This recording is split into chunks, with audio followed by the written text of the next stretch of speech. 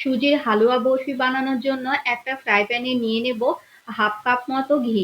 এটা ঘি দিয়ে মানে সুজিটা ভেজে নিতে হবে, তাহলে কিন্তু খেতে বেশি ভালো লাগে।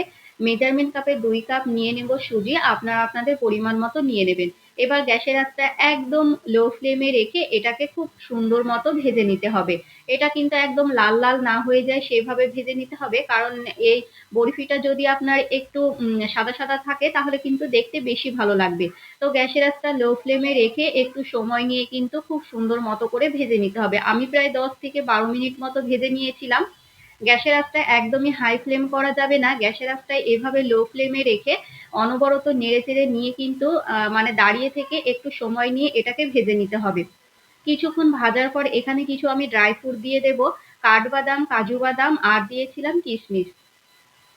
কাজু বাদাম আর পেস্তা বাদামটাকে আমি ছোট ছোট মানে টুকরো করে নিয়েছি, আর হাফ কাপ মতো দিয়ে দেব কোরানো নারকেল।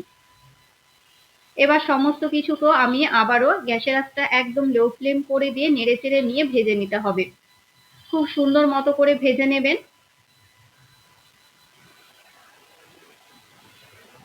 আর গ্যাসের আঁচটা একদমই মিডিয়াম ফ্লেমও করা যাবে না আর হাই ফ্লেমও করা যাবে না।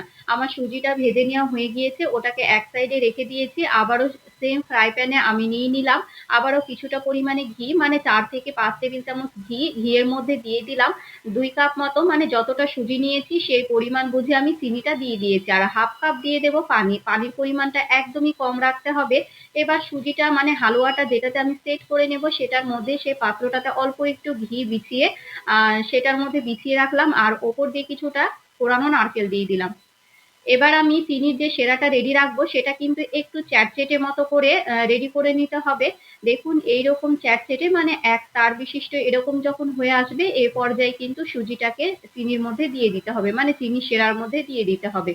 এবার গ্যাসের আঁচটা একদম লো ফ্লেমে রেখে এটাকে নেড়ে চেড়ে নিতে হবে। এটা কিন্তু বেশিক্ষণ নাড়াচাড়া যাবে না, মানে কয়েক মিনিট নেড়ে চেড়ে নিলেই কিন্তু সুজির বরফিটা রেডি হয়ে যাবে, মানে সুজির হালুয়ার বরফিটা রেডি হয়ে যাবে। তো আমি কয়েক মিনিট নেড়ে চেড়ে নিয়েছি, আর গ্যাসের আঁচটা কিন্তু একদম লো ফ্লেমে রাখতে হবে। এটা খেতে ভীষণ ভালো হয় আর বানানোতেও তাড়াতাড়ি হয়ে যায়, মানে ভাজতে যতক্ষণ সময় লাগে। এই তো আমি কিন্তু থালাটাতে সেট করে নিয়েছি, সেটা আমার মানে ভিডিওটা করা হয়নি, কেটে গিয়েছে। তো এভাবে কিন্তু আমি থালাতে খুব সুন্দর মতো করে সেট করে নিয়ে এটা যখন ঠান্ডা হয়ে আসবে এটা আপনাদের পছন্দ মতো পিস করে নেবেন। তো আমি বরফি আকারে পিস করে নিয়েছিলাম। এভাবে সুজির হালুয়ার বরফিটা মানে বানানো যেমন সহজ, খেতে কিন্তু খুবই ভালো হয়।